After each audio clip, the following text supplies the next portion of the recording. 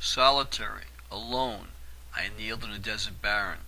From horizon to horizon, desolation only surrounded, and yet the scene of that illimitable waste, a fearful reality, it is true, was sweet in comparison with the misery of body and soul about which I had dreamed so vividly. "'Tis no wonder," I said to myself, "this is the moment of transition from the underground caverns to the sunshine above. The shock would have disturbed my mental equilibrium, and in the moment of reaction I should have dreamed fantastic and horrible imaginings. A cool and refreshing breeze sprung now, from I know not where. I did not care to ask. It was too welcome a gift to question, and contrasted pleasantly with the misery of my past hallucination. The sun was shining hot above me, the sand was glowing, parched beneath me, and yet the grateful breeze fanned my brow and refreshed my spirit. "Thank God," I cried, "for the breeze, for the coolness that it brings. Only those who have experienced the silence of the cavern solitudes through which I have passed, and added hereto, have sensed the horrors of the more recent nightmare scenes, can appreciate the delights of a gust of air. The incongruity of surrounding conditions as connected with affairs rational did not appeal at all to my questioning senses. It seemed as though the cool breeze, coming from out of the illimitable desolation of a heated waste, was natural. I arose and walked on, refreshed. From out that breeze my physical self drew refreshment and strength. "'Tis the cold," I said, "the blessed antithesis of heat that supports life. Heat enervates, cold stimulates. Heat depresses, cold animates. Thank God for breezes, winds, waters, cold." I turned and faced the gladsome breeze. "'Tis the source of life. I will trace it to its origin. I will leave the accursed desert, the hateful sunshine, and seek the blissful regions that give birth to cool breezes." I walked rapidly, and the breeze became more energetic and cooler. With each increase of momentum on my part, corresponding strength seemed to be added to the breeze, both strength and coolness. "Is not this delightful?" I murmured. "My God at last has come to be a just God." Knowing what I wanted, he sent the breeze. In answer to my prayer, the cool, refreshing breeze arose.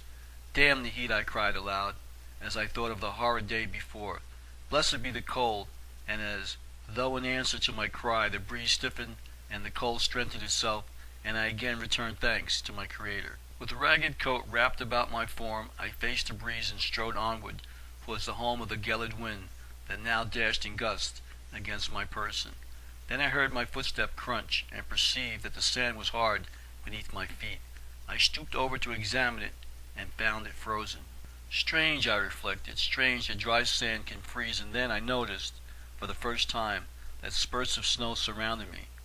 'Twas a sleety mixture upon which I trod, a crust of snow and sand.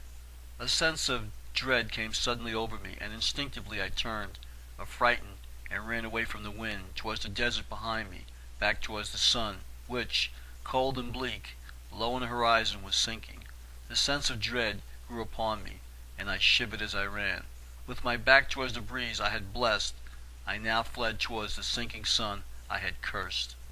I stretched out my arms in supplication towards that orb, for when behind overhanging blackness spread, and about me roared a fearful hurricane, vainly, as I thought in mockery, the heartless sun disappeared before my gaze. The hurricane surrounded me, and the wind about me became intensely cold, and raved furiously.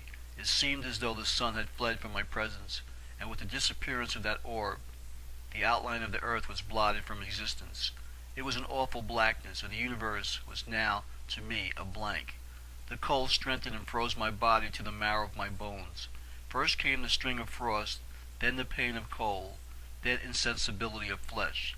My feet were benumbed, my limbs motionless. I stood a statue, quiescent in the midst of the roaring tempest.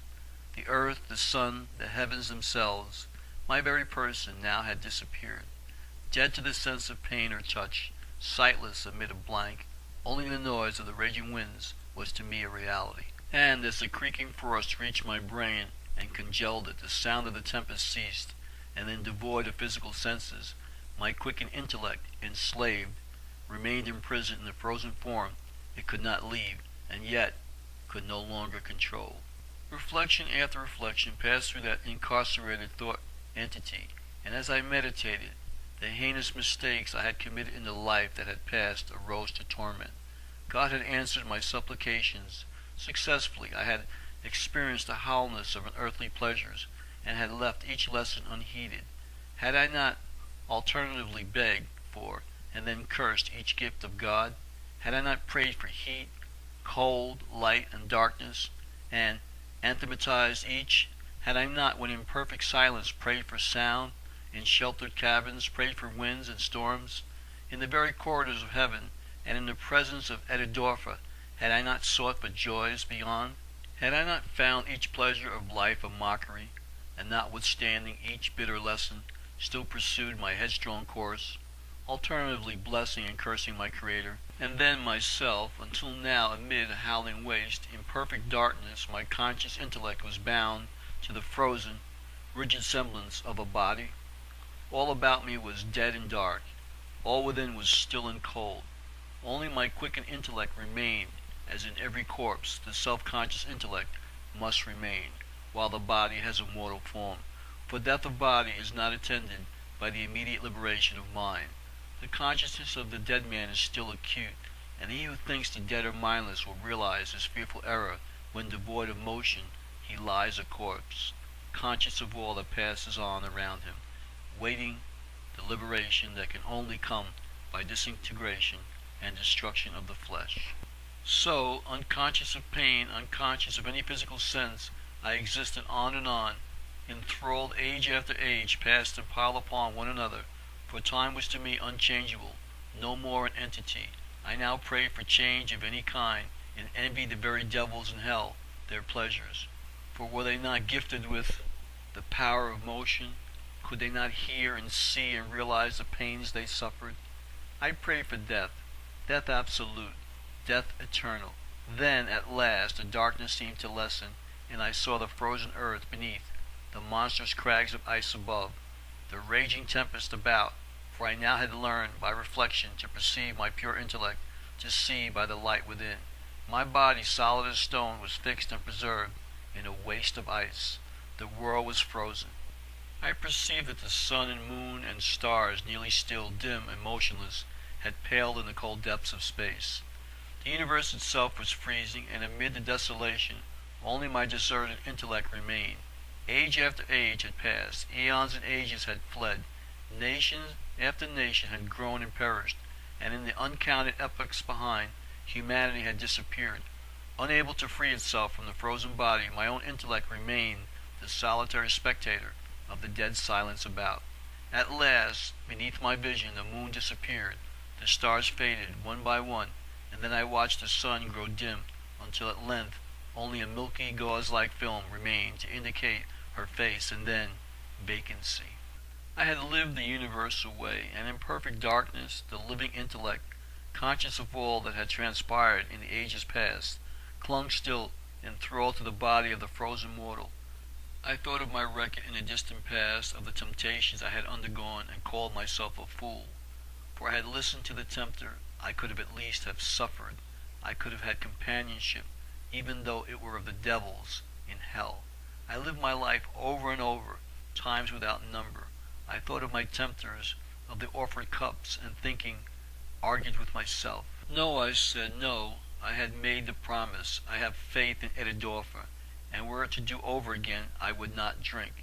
Then, as this thought sped from me, the ice scene dissolved, the enveloped frozen form of myself faded from view, the sand shrunk into nothingness, and with my natural body, and in normal condition, I found myself back in the earth cavern, on my knees beside the curious inverted fungus, of which fruit I had eaten in obedience to my guide's directions. Before me the familiar figure of my guide stood, with folded arms, and as my gaze fell upon him, he reached out his hand and raised me to my feet. "Where have you been during the wretched epochs that have passed since I last saw you?" I asked. "I have been here," he replied, "and you have been there." "You lie, you villainous sorcerer," I cried. "You lie again, as you have lied to me before. I followed you to the edge of demon land, to the caverns of the drunkards, and then you deserted me. Since last we met I have spent 1,000,000 billion years of agony, inexpressible, and have had that agony made doubly horrible by contrast with the thought, yes, the very sight and touch of heaven.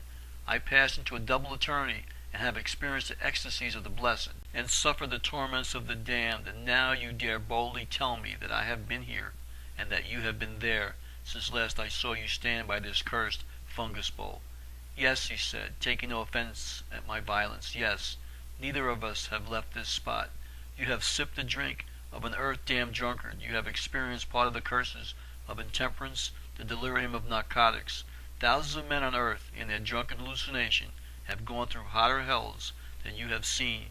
Your dream has not exaggerated the sufferings of those who suffer the delirium of intemperance.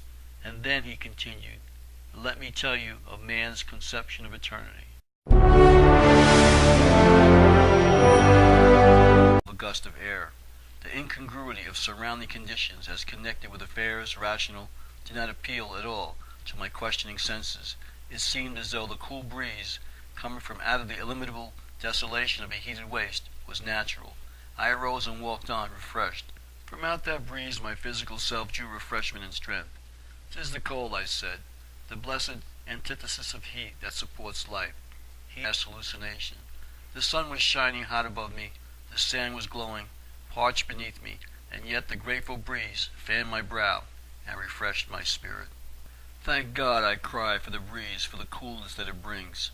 Only those who have experienced the silence of the cavern solitudes through which I have passed, and added hereto, have sensed the horrors of the more recent nightmare scenes, can appreciate the delights of heat enervates, cold stimulates, heat depresses, cold animates. Thank God for breezes, winds, waters, cold." I turned and faced the gladsome breeze. "'Tis the source of life. I will trace it to its origin. I will leave the accursed desert, the hateful sunshine, and seek the blissful regions that give birth to cool breezes."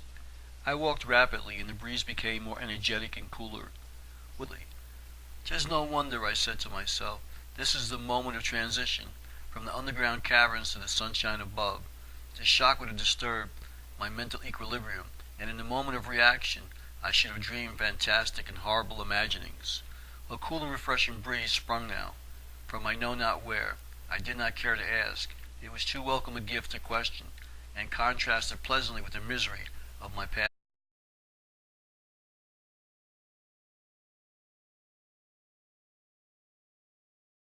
Solitary, alone, I kneeled in a desert barren.